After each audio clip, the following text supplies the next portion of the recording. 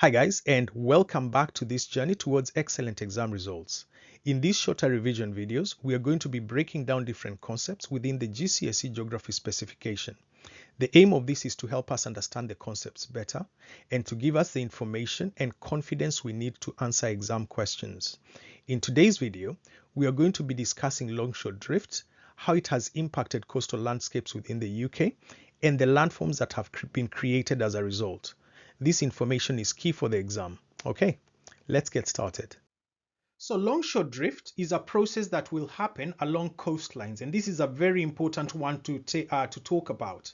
And it's the movement of sediment along a coastline in line with the direction of the prevailing wind. Okay, now if we look at this particular coastline here, obviously we have the sea in blue, and then we have the beach here in a light brown color.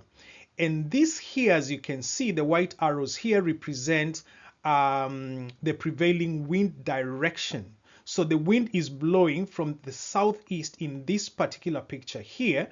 And as that happens, it's going to bring waves, and those waves are going to bring material up the beach. So the material or the sediment is being represented here by this pebble here.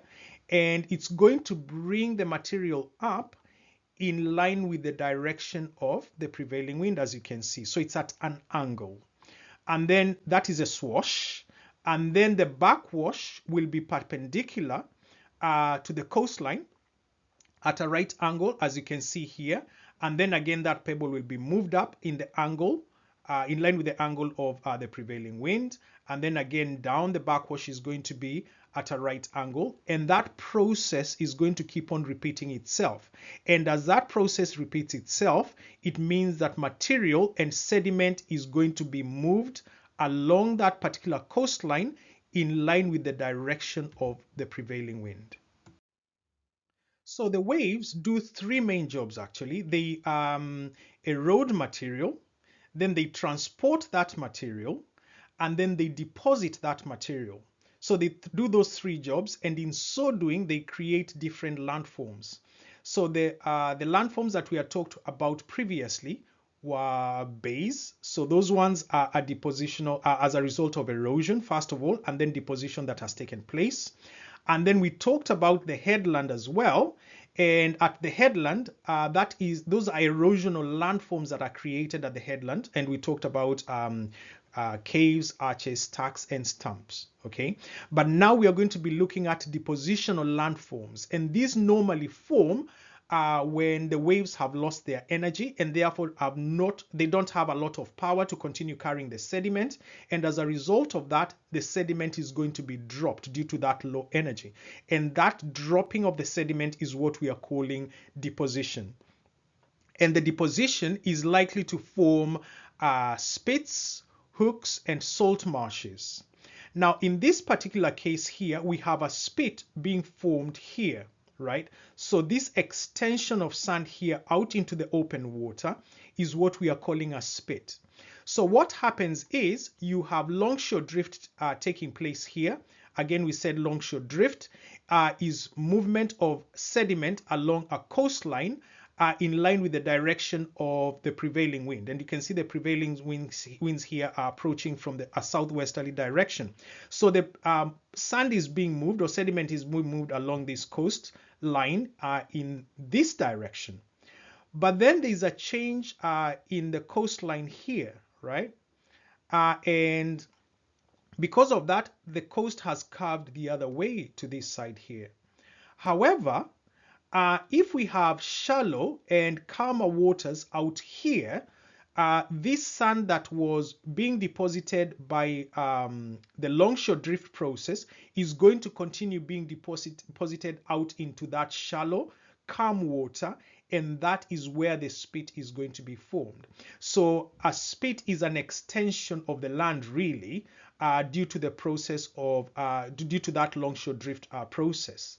Now, sometimes there will be a change in the direction of the wind, and if there is a change in the direction of the wind, then you will have this spit here curving at the end, and you can see here you have curves here of the spit, and that is normally referred to as a recurved end or a hook, all right, on the spit.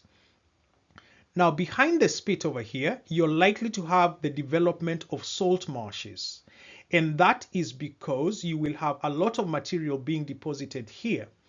Now the reason for that is that this particular part here of the water has very low energy because it's sheltered by the spit on this side and sheltered by the coastline on this side, and therefore, and if you look here, this is the direction of the prevailing wind, so it's really not being reached by the waves as much.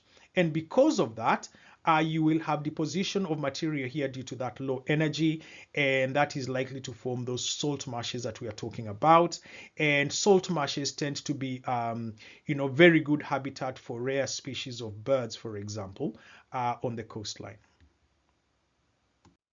Okay, so a few more depositional landforms to talk about here. So we have bars, lagoons, tombolos, and sand dunes.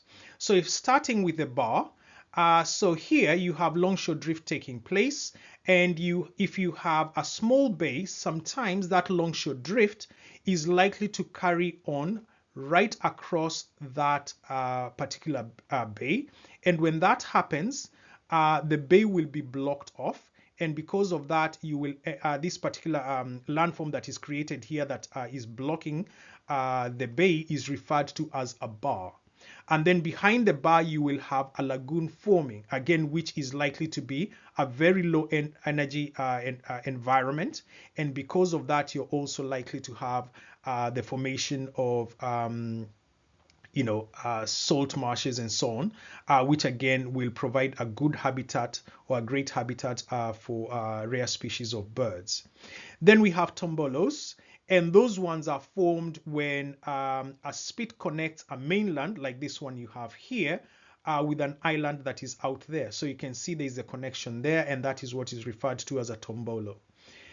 Then lastly, we have sand dunes, and these ones here will form when sand is blown further inland by the wind, by the wind. So the sand is being blown in by the wind further inland, and that will form sand dunes. And over time, you're likely to have vegetation beginning to grow on those sand dunes, and that will cause the sand dunes to become a lot more a lot firmer, and therefore continue to spread out a little more inland. That brings us to the end of this video on longshore drift and its impacts on the UK landscape. I hope that you have found the information insightful and useful. I have also put together videos for all the other subtopics within the UK Evolving Physical Landscapes topic. 2 of them will pop up as suggested videos at the end of this one, and the rest will be in the UK Evolving Physical Landscapes playlist. Thanks once again for joining in this journey towards excellent exam results. All the best, and see you again soon. Bye-bye.